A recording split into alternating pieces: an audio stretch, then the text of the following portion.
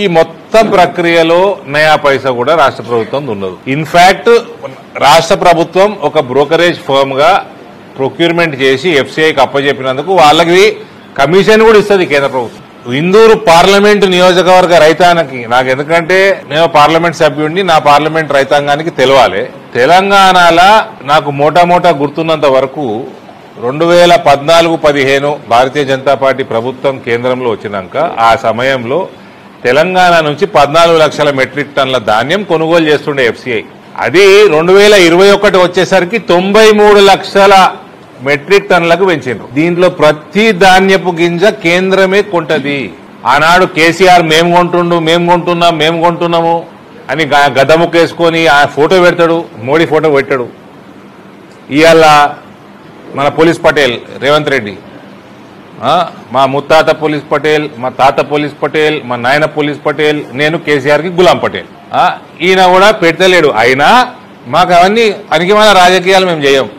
Just imagine 2014-15లో 14 లక్షల metric టన్నులు తెలంగాణ నుంచి ప్రొక్యూర్ అయితే 2021కి 93 లక్షల మెట్రిక్ టన్నులకు పెంచింది కేంద్రం.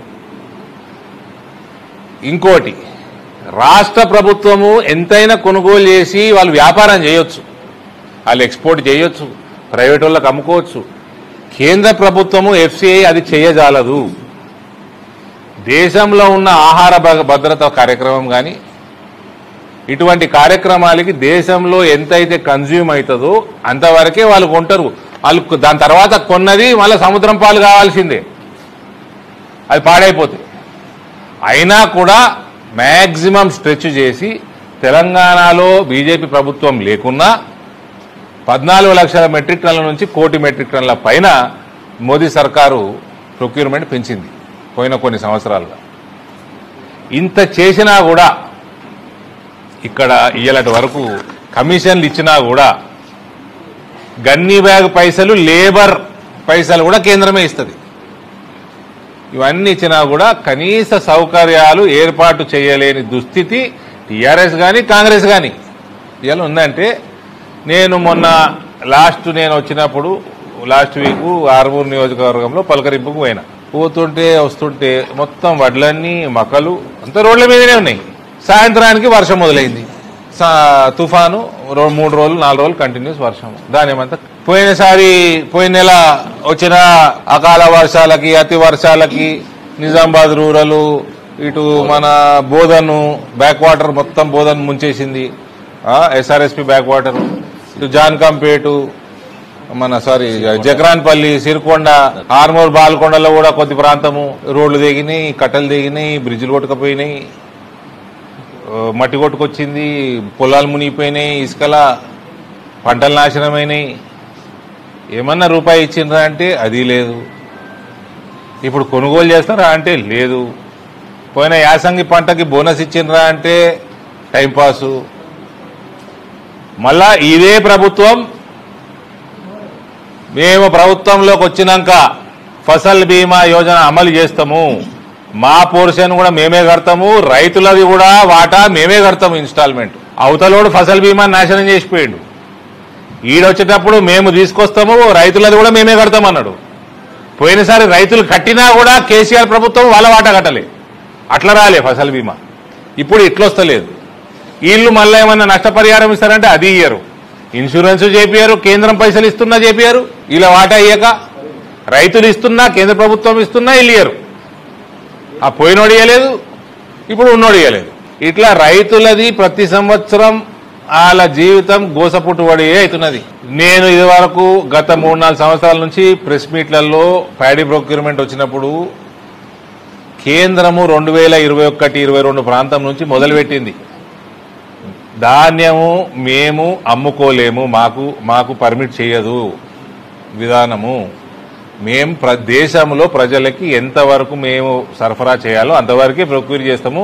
మీ దగ్గర 14 లక్షల టన్నుల నుంచి 93 లక్షల టన్నుల దాకా మేము కొనుగోలు చేస్తున్నాము.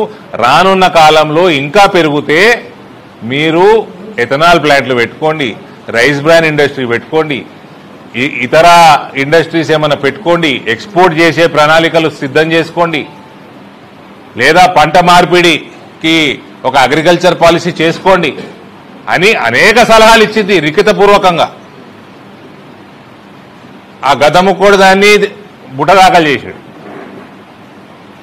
ఇప్పుడు లిలిపుట్టు బుట్ట దాఖలు చేస్తున్నాడు.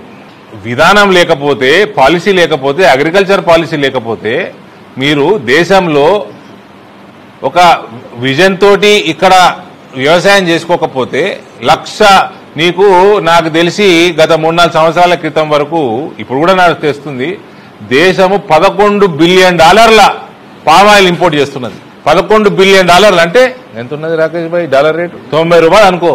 9,000 కోట్లు, 1 బిలియన్ 99 లక్ష కోట్ల రూపాయల పామాయిల్ ఇంపోర్ట్ చేస్తుంది. ఎడిబుల్ ఆయిల్స్ ఇంపోర్ట్ చేస్తున్నది. ఒక విధానం తీసుకురా. ఏ జిల్లాలో ఏ పంటకి నీ భూమి సహకరిస్తుంది, వాతావరణం సహకరిస్తుంది, వర్షం ఎంత పడుతున్నది, నీ ఇరిగేషన్ ప్రాజెక్ట్స్ బ్యాకప్ ఎంతున్నది, గ్రౌండ్ వాటర్ పరిస్థితి ఏంది, దాని తగ్గట్టు పంట ఏమన్నా మార్పిడి చేపిద్దామా, రైతులకు అవగాహన కల్పిద్దామా. ఇక్కడ నువ్వు బోనస్ ఇస్తా, కేంద్రం కొంటున్నది, ఈడ మీరు చేసేదేం లేదు ఈడ. కానీ కేంద్రం ఎంతవరకు ఉంటుంది? ఇప్పుడు ఇప్పుడు ఈ పంటకి 54 లక్షల మెట్రిక్ టన్నులు కేంద్రం కొంటున్నది. ఈ పంటకి, వర్షాకాలం పంటకి 80 లక్షలు కొనండి అని ఉత్తమ్ కుమార్ రెడ్డి లేఖ రాసిండు. సరే, నువ్వు ఎంత ఏడుస్తావు ఏడు, నీ ప్రొక్యూర్మెంట్ ఎంత ఏడుస్తావు చూస్తా నేను కూడా. ఫిబ్రవరి దాకా సమయం ఉంది నీకు ఎంత శాతం అయితే చూడు, దాన్ని బట్టి మేము ప్రణాళిక సిద్ధం చేసుకుంటాము అన్నాడు. అంటే ఈ లెక్క గాలి మాటలు మాట్లాడారు కదా కేంద్రం. మేము 4,000 పెన్షన్ ఇచ్చేస్తాం, మేము బంగారం ఇంటింటికి పంచి పెడతాం, రైతులకి బోనస్ ఇచ్చేస్తాం, 15,000 చేసేస్తాం, రైతు బంధు, బీసీ ఇది, ఎస్సీ ప్లాన్, అది ఏమంటారు వాళ్ళు, కామారెడ్డి డిక్లరేషన్. సీఎం ఏమో గింతున్నాడు, డిక్లరేషన్ ఏమో ఇంతున్నది. ఏది అమలు చేసేలేదు, పీకేయలేదు. నువ్వు 1,00,000 కోట్లది భారతదేశము ఏమేం పంటలు ఇంపోర్ట్ చేస్తున్నది, మనం ఏ రకంగా రైతులకు అవగాహన కల్పించగలుగుతాము, నువ్వు వరికి రైతు ఎంత సంపాదిస్తున్నాడు, కొందరు రైతుల్ని మళ్లించాలంటే వాళ్ళకి ఏం ఇన్సెంటివ్ ఇవ్వాలి, ఏ పంటకి వాళ్ళని మోటివేట్ చేయాలి, వాళ్ళు మోటివేట్ అయినందుకు నీ సహాయం ఏంది, నీ బోనస్ ఏంది, వాళ్ళకి 4 రూపాయలు ఎక్కువ ఇస్తే పోతారా, ఎటువంటి పంటలు మన దేశంలో మార్కెట్ బాగుంటుంది, మన జనాభానే పెద్ద మార్కెట్. ఇట్లా ఒక ప్రణాళిక చేసి మెల్లమెల్లగా మనము వీలైనంత వరకు పంట మార్పిడి కార్యక్రమం కానీ ఇవన్నీ చేసుకుంటే, రైతులకు చెప్తున్నాను, నువ్వు ఇచ్చే ఎంఎస్పీల కన్నా, మీరిచ్చే పైసల కన్నా వివిధ పంటలకి 4 ఇంతలు ఎక్కువ మార్కెట్లోనే వస్తాయా. ఒక విధానం లేదు, ఒక ఇండస్ట్రియల్ పాలసీ లేదు. ఏమనంటే రాజకీయాలు ఎట్లా చేస్తారంటే, ఈ మధ్య బీసీల మీద ప్రేమ చూపించేస్తున్నారు. ఓడు చూపిస్తున్నాడు, బీసీల ఫీ రీఎంబర్స్మెంట్ బంద్ చేసినోడు చూపిస్తున్నాడు. బీసీల fee reimbursement, SC fee reimbursement, ST fee reimbursement బంద్ చేసిన వాళ్ళు ఇవాళ వెనుకబడిన తరగతుల కోసం, దళితుల కోసం, ఆదివాసీల కోసం, ట్రైబల్స్ కోసం కొట్లాడుతున్నాము అని డ్రామా చేస్తున్నారు. ఫీ రీఎంబర్స్మెంట్ బంద్ చేసిన పాపం కూడా గదముక్కుంది కాదా, గదముక్కొని ప్రభుత్వం కాదా? ఆడొచ్చి ఇలా బీసీల గురించి మాట్లాడితే చెప్పు తీసుకొని కొట్టాలా లేదా? ఈ ప్రభుత్వం వచ్చి మళ్ళా దాన్ని రివైవ్ చేసిందా? వీళ్ళు బీసీల గురించి మాట్లాడుతున్నారు. రాజకీయం చేసుడు తప్ప, ఓటు బ్యాంకుల కోసం తప్ప, ముస్లింలకు కూడా ఇదే పంచాయతీ. ముస్లింలకు ఏదో ఎలగబెట్టిరని ఏం లేదు. వీళ్ళు ఆరోగ్య బీమా లేదు, ఫసల్ బీమా లేదు, ఫీ రీఎంబర్స్మెంట్లు లేవు, నోటిఫికేషన్లు లేవు, చదువు చెప్పనీక ఫీజు ఇయ్యరు, చదువుకున్నోనికి ఉద్యోగం ఇయ్యరు. ఆడు పాపాలు చేసిపోయిండు, ఆడు ప్రాజెక్టులు ముంచేసి నాశనం చేసి 1,00,000 కోట్ల రూపాయలు కాళేశ్వరంలా సముద్రంలో ముంచేసి కూలిపోతున్నాయి ప్రాజెక్టులు. ఎన్నడో కెనాల్ కట్టింది లేదు, లిఫ్టు పంపు గివే, అందులో పైసలు వేసుకపోవాలి. 1000 ఎకరాలు పెరిగింది లేదు ఆయకట్టు. మళ్ళా ఈ మొనగాడు వచ్చి మా ముత్తాత పోలీస్ పటేల్, మా తాత పోలీస్ పటేల్, మా నాయన పోలీస్ పటేల్ నేను వచ్చి నా పోలీస్ పటేల్ గిరి చూపిస్తా అని ఏం గిరి చూపిస్తున్నావా నువ్వు? కేసీఆర్ గులాం గిరి చూపిస్తున్నావు. ఇలాంటి వరకు నువ్వు కేసీఆర్ మీద ఎఫ్ఐఆర్ లేదు, కేటీఆర్ మీద లేదు. నువ్వు వేసుకున్న ఘోష్ కమిటీ నీకు రిపోర్ట్ ఇచ్చిపోయింది దాని దొంగలని. నీకు ఫోన్ ట్యాపింగ్ మీద ముందు పోవు, డ్రగ్స్ కేసుల మీద ముందుకు పోవు, వాళ్ళు చేసిన రియల్ ఎస్టేట్ స్కామ్ల ముందుకు పోవు. ఏమైంది పోలీస్ పటేల్ గిరి? ఈ కారు ఆ కారు బేకార్ అయిపోయింది. ఈయన car Revanth car, KCR car ములాఖాత్ అయింది. పౌరుషం లేకుండా పోయింది వీళ్ళకి. ఈయన తీసుకపోయి బొక్కలేసిండు ఆయన. అంత వేసినా కూడా యాదికి లేదా? పౌరుషం ఏమై చచ్చిపోయిందా పోలీస్ పటేల్? ఇది పరిస్థితి. ఇలా రైతుల గోస ఓడినాలే ఎవరు చూసుకోవాలి? మొత్తం కేంద్రం 1 కోటి టన్నులు ప్రతి సంవత్సరం ప్రొక్యూర్ చేయంగా మీరు ప్రొక్యూర్మెంట్ టైమ్లీ చేసుకోకపోవడము, గనిబ్యాచ్ చేసుకోకపోవడము, ట్రాన్స్పోర్ట్ సరిగ్గా పెట్టుకోకపోవడము, లేబర్ అరేంజ్మెంట్లు చేయకపోవడము, అది ఒక ధాన్యాలు తడిసిపోవడేంది? ప్రతి సంవత్సరం ప్రతి పంట ఇదే పంచాయతీ ఏంది? నిజామాబాద్ మార్కెట్ యార్డ్ల పైసలు ఎక్కువ వస్తాయి. ఆడు పోయిన పాపాత్ముడు ఆ పైసలన్నీ ప్రతి సంవత్సరం మార్కెట్ యార్డ్కి వెళ్ళి సిరిసిల్లాకి, సిద్దిపేటకి ట్రాన్స్ఫర్ పైసలు. అయ్యా సొమ్మారా? పసుపు రైతుల సొమ్మది. అన్ని విధానాలు నాశనం చేసిపోయిండు కేసీఆర్. వీళ్ళు వచ్చి పీకుతున్నది ఏం లేదు. ఈడ పైసలు వస్తాయి. వీళ్ళ ఆఫీసర్లు ఆఫీసర్లు పైసలకు ఎగబడ్డారు, పొలిటీషియన్లు పైసలకు ఎగబడ్డారు. అరే ఎవడన్నా విధి విధానాల మీద ఎవడన్నా రివ్యూలు చేస్తుండా? ఎవడన్నా కొత్త విధానాలు చేస్తున్నాడా? మార్చుకుందామా? ఎట్లా రైతాంగం ఫ్యూచర్ ఏంది? మొత్తం తెలంగాణ అంతా ఒకటే పంట పండిస్తే ఎట్లా? ఏ జిల్లాలో ఏం పండిద్దాము? వాళ్ళకి ఏ రకంగా పైసలు వచ్చేటట్టు చేద్దాము?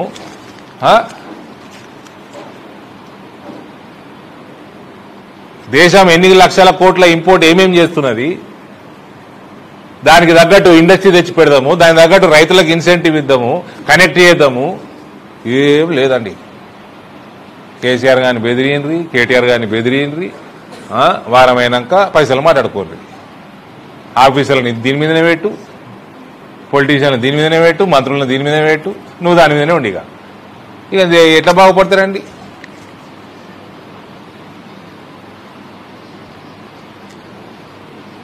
ఓ స్కూల్ డెవలప్మెంట్ లేదు, ఓ హాస్పిటల్ అని నాశనం అయినాయి. బ్రిడ్జ్లకు పైసలు ఇవ్వమంటే పైసలు ఇయ్యరు. బ్రిడ్జ్లు కేంద్రం పైసలు ఇవాళ నువ్వు పేమెంట్ చేస్తే 48 గంటలలో పేమెంట్ రైల్వేస్ పైసలు విడుదల చేస్తారు. అయినా ఇస్తలేరు. ఇంతకుముందు ఇచ్చినేమో డైవర్ట్ చేసుకున్నాడు కదా ఈ ప్రశాంత్ రెడ్డి ఉంటాడు అడిమామిడిపల్లిది. అట్లా చేస్తున్నారని ఇప్పుడు మీరు పేమెంట్ చేయండి 48 గంటలు ఇస్తామంటే కూడా అది చేస్తలేరు. వీళ్ళ పైసలు ఇస్తలేరు, కేంద్ర పైసలు ఇస్తలేరు. అది ఏ ప్రాజెక్టు కానీ, ఏ ప్రణాళిక కానీ, ఏ స్కీమ్ అన్నా కానీ వాళ్ళకెళ్ళి స్కూల్ డెవలప్మెంట్కి పైసలు వస్తాయి, ఇలా వాటా అయ్యారు, అవి వాపసు విక్తాయి. రోడ్ల పరిస్థితి ఏమున్నది?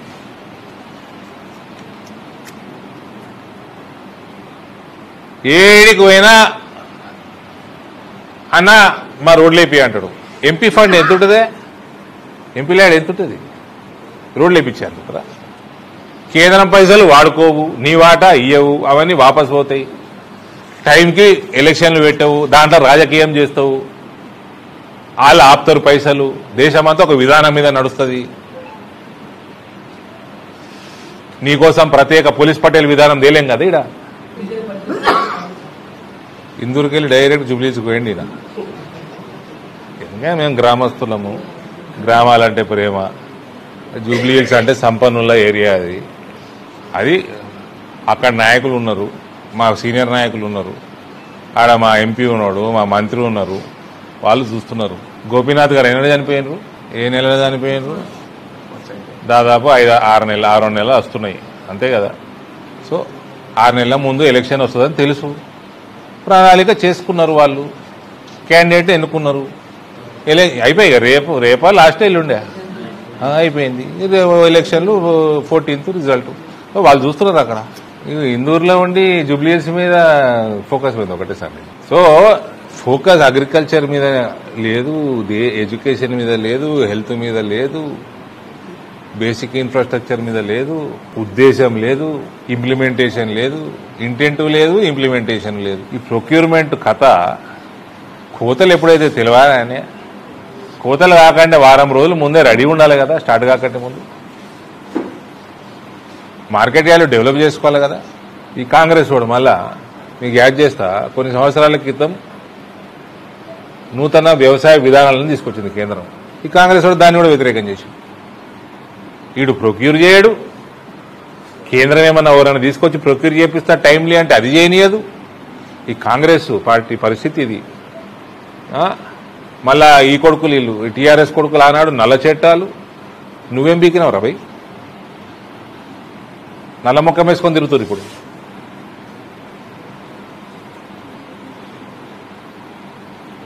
ఏ ముఖం పెట్టుకుని ఎలక్షన్లలో వీళ్ళు ఓటాడుతారో వీళ్ళకి సిగ్గు శరమని ఉన్నదా ఈ కల్వకుంట్ల వాళ్ళకి తెలియదురా. జూబ్లీ హిల్స్ లో డ్రగ్స్ తప్ప ఏం పెంచలే వీళ్ళు. ముస్లింల వాటి కోసం ఒక టోపీ పెడతాడు, వాడు అదేంది బొందలు కట్టిస్తాడు. అరే బతుకున్న ముస్లింకి ఏం చేస్తారో పోయి చెప్పంటే చచ్చిపోయినాక బొందలు కట్టిస్తాడు. నువ్వు 10 ఏళ్ళు గవర్నమెంట్లు ఉన్నావు కదా, ఎందుకు వేయలేదు రా పోయి? మరి ఫీ రీఎంబర్స్మెంట్ లేకపోతే ప్రైవేట్ కాలేజీలన్నీ బంద్ చేస్తాయట. ఆల్రెడీ బంద్ ఉన్నాయి. నర్సింగ్ కాలేజ్ వాళ్ళు ఏదో ఆ కాలేజీలు కూడా ఈ మధ్య తిరగం చేస్తున్నారు. అన్ని కాలేజీలు ఇక బంద్. ఇక విద్యా వ్యవస్థ కూడా బందే. వ్యవసాయం విద్య అని బంద్ చేసుకుని ఏం చేద్దాం? సోమాలియా చేస్తారు ఏంది తెలంగాణని? 20 లక్షల మంది విద్యార్థుల భవిష్యత్తు క్వశ్చన్ మార్కు.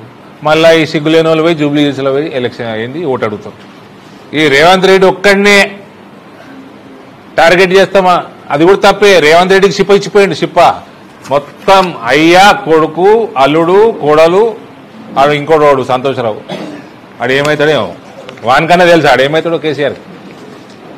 ఈ అందరూ ఆ చెట్ల పైసలు కూడా మిగిలే హరితారం గిరితారం అనుకుంటా అందులో కూడా కోట్ల రూపాయలు వేసుకపోయారు. గొర్రెలను కూడా ఇచ్చిపెట్టాయి.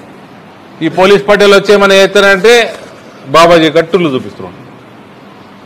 అది కేంద్రము ఒక స్కీమ్ తెచ్చింది. వాళ్ళ ఆలోచనలు చూడండి.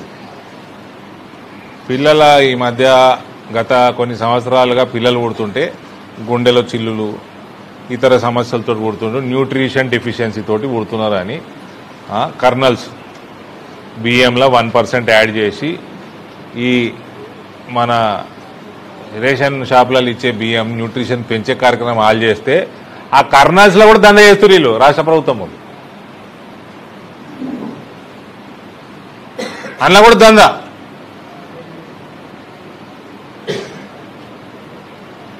ఈ రకంగా కరప్షన్ ఉంటే ఏది కూడా బాగుపడదు.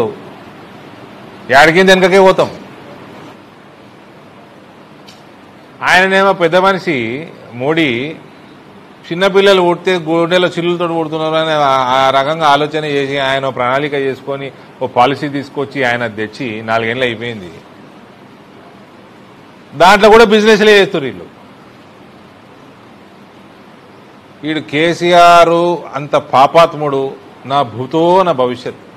ఆ కుటుంబాన్ని చేసిన పాపానికి రేవంత్ ఎటువంటి చర్యలు తీసుకోకపోవడం రేవంత్ చేస్తున్న అతిపెద్ద పాపం చుట్టుకుంటుంది వీళ్ళకి. అని నేను ఏదో మాట్లాడుతున్నాడు. Congress is Muslim, Muslim is Congress అట. India is Indira, Indira is India అన్నట్టు అది వీకింది. Congress is Muslim, Muslim is Congress. ఆ రాహుల్ గాంధీ ఇవన్నీ చూస్తాడా? ఆయననే చెప్తాడా? ఆయన పట్టించుకుంటాడా? అంటే అసలు ప్రాబ్లం ఆడుంది. అంగేసుకున్నావు కదా బ్రదర్, నువ్వు అంగేసుకున్నావు కదా, మీద గుండి ఉల్టా పెట్టినావు అనుకో, తప్పు పెట్టినావు అనుకో, ఏమైతే గుండెలన్నీ ఇలా మీద గుండి రాహుల్ గాంధీ చక్కలేడు. మీద గుండి చక్కగా పెడితే అన్ని చక్కగానే ఉంటాయి కదా. ఇలా మీద గుండి చక్కలేదు, అది బాధ. ఇలాది మొన్న పోయినను ఆరోపి పనులు ఆగినాయని మనందరూ కనబడుతూనే ఉంది. కాంగ్రెస్ వాళ్ళు పట్టించుకోవాల్సిన విషయం ఎమ్మెల్యేలు పైసలు మాధవ్ నగర్లో వాళ్ళే సగం ఉన్నాయి, అరసపల్లిలో లేవు, అడవిమావిడిపల్లిలో వాళ్ళే ఏం లేవు. కేంద్రం పైసలు ఇవన్నీ కూడా ఇబ్బంది వీళ్ళకి. ఫైనల్గా పోయి మొన్న ఉప ముఖ్యమంత్రిని కలిసి ఫైనాన్స్ మినిస్టర్ గారిని కలిసి నేను రిక్వెస్ట్ చేసుకోవడం జరిగింది. మీ అందరికి కూడా పేపర్లు వచ్చింది, మీ పేపర్లు అన్నీ రాసినాయి, ఛానల్ చూపించినాయి. ఆయన నా మీద మా నాయన మీద ప్రేమతోటో ఏదో అరవింద్ వచ్చిండు, నేనేమి 1000 కోట్లు అడుగుతలేను, 14 కోట్లు ఇచ్చి సార్. అంతకుముందు ఒకసారి ముఖ్యమంత్రి దగ్గరకు పోయి బదనామైనా కూడా పోయినా, ఒకటి పేపర్ కూడా అయితే నేను కాంగ్రెస్ పోతున్నాను రాసి. నేను మీద గుండె సక్కలేదురా భయ్, మేము రాము. మళ్ళీ అప్పుడు ఆయన ఇచ్చిండు. ఇప్పుడు ఈయన దగ్గరికి పోతే ఈయన 10 రోజులలో ఇస్తా అన్నాడు. ఇస్తే అడవి మామిడిపల్లి మొన్న ఆర్మూరు వంగ పోయిన వారం చూసిన ఆ విశాలంగా ఎంత విశాలంగా బ్రహ్మాండంగా ఉన్నది ఫ్లైఓవర్. ఇక ఫైనల్ ఆ బీటీ గీటీ వేసి ఫినిష్ చేస్తే అయిపోయాయి. ఆ లాస్ట్ పేమెంట్ అది ఇచ్చేయండి. ఈ మాధవ్ నగర్ పైసలు, అరసపల్లి పైసలు కాంట్రాక్టరు నాకు తెలిసి ఒకడే రిలీజ్ చేస్తే వాళ్ళు పైసలు మొదలు పెడతారు, పన్నులు మొదలు పెట్టుకుంటారు. మళ్ళా పైసలు లేకుండా పనులు ఎట్లా చేస్తారా అండి? 14 కోట్ల రూపాయలే సార్ నేను అడిగేది. అది కూడా అలా 10 కోట్ల పైన మాయ వాకి ఏంటి అని అడుక్కోవడం ఉంది. మా పరిస్థితి, ఎంపీల పరిస్థితికి అట్లా అయింది ఈ ప్రభుత్వం. ఇది కూడా గాలి మాటలు మాట్లాడాడు. దీనికో పాలసీ లేదు. నీకు పంట నష్టం అయింది, క్వాలిటీ దెబ్బతిన్నది, అతి వర్షాలకు అనుకో, ఈ అకాల వర్షాలకు అనుకో, ఈ రోడ్ల మీద వర్షాలు, సైక్లోన్ వచ్చింది, తడిసిపోయింది. రైస్ మిల్లర్లను కొనమంటారు. రైస్ మిల్లర్లకు కొనమంటారు కానీ ఆ ధాన్యం ఏం చేయాలి రైస్ మిల్లర్? దానికి ప్రణాళిక లేదు గవర్నమెంట్ నుంచి. రైస్ మిల్లర్ ఏం చేస్తాడు? నీ ప్రణాళిక ఏం చెప్పినా? ఇప్పటి వరకు మీరు అడిగిన ప్రశ్న బాగుంది. నేను నా సబ్జెక్ట్లో ఆ పాయింట్ మర్చిపోయినా. మీరు రైస్ మిల్లర్ అనేది కొనమంటున్నారు, పాడైపోయిన ధాన్యం కూడా కొనండి అంటున్నారు. ఇంతకుముందు కూడా అన్నారు. ఇంతకుముందు నువ్వు రైస్ మిల్లర్కి ఇస్తా అన్నదే ఇయ్యలే. ఆడు ప్రైవేట్ వాడు, ఆడు ప్రభుత్వం కాదు. ఆడు తీసుకుంటాడు, తీసుకున్నాక నువ్వు కొనవు, మన దగ్గర తీసుకోవు. అప్పుడు ఏం చేయాలి? దాని ప్రణాళిక ఏది? ఇప్పుడు రైస్ మిల్లర్లకి రైతులకి పంచాయతీలు పెట్టకుర్రి. మీ పనికి వాళ్ళ ప్రభుత్వం వాళ్ళు మీకు పంచాయత కాక రైస్ మిల్లర్లకి ప్రభుత్వాల రైతులకి రైస్ మిల్లర్లకి పంచాయతీ పెట్టకుర్రి. ఇవన్నీ ఇట్లా వస్తాయని పెద్ద మనిషి నరేంద్ర మోడీకి తెలుసు. ఆయన కింద స్థాయికి వెళ్ళి వచ్చినాడు కదా. అందుకని ఫసల్ బీమా ప్రోగ్రామ్ ఒకటి పెట్టిండు. ప్రభుత్వాల మీద బర్డెన్ పడొద్దు ప్రతి సంవత్సరము, ప్రతి సైక్లోన్కి అని పెడితే వీళ్ళని ఏమనాలనే బూతులు వస్తున్నాయి. కానీ కనీసము ఇన్స్టాల్మెంట్లు కట్టుకోరా అనే. మీరు కట్టుడు దిక్కులేదు, రైతులది కూడా కడతామని అబద్ధాలు చెప్పారు. రైతులు కట్టుకున్నారు అన్నేళ్ళు ఈ కేసీఆర్ ఉన్న రోజులు. ఆ కేసీఆర్ ఇవ్వాల్సింది ఇవ్వలే, కేంద్రం ఇచ్చింది, రైతు ఇచ్చిండు, కేసీఆర్ ఇవ్వలే, బంద్ అయిపోయింది. నేను బూతు మాట మాట్లాడతాను ఫోకస్ చేసి పెట్టిర్రు ఏమన్నా నోరు జారుతుందని. 8 ఏళ్ళు జారదు నా నోరు. అంటే పొలిమేర దాకపోయి వచ్చేస్తుంది వాపసు. అది దొంగ రైస్ మిల్లు పుట్టించిర్రు, దొంగ లీడర్లను తీసుకొచ్చిండ్రు, వాళ్ళందరూ బయట అమ్మేసుకుర్రు. బయట అమ్మేసుకుని ఎడికెళ్దామన్నావు? ఇప్పుడు ఒక ఆయన దుబాయ్ వారిపోయాడు కదా, ఒక ఎమ్మెల్యే, పాత ఎమ్మెల్యే. ఎందుకు వస్తలేడు? వచ్చిండా? మీ పాత ఎమ్మెల్యే ఆయన ఇద్దరు దుబాయ్లో బిజినెస్ పెట్టుకున్నారట. ఇద్దరు తిరుగుతురా జూబ్లీస్ లా. మళ్ళీ ఏం చేస్తుండే రేవంత్? చెప్పు, ఏం చేస్తుండే రేవంత్? లోపలేయాలనా? ఎందుకు ఎత్తలేడు మరి? ఏంది ములాఖాతు?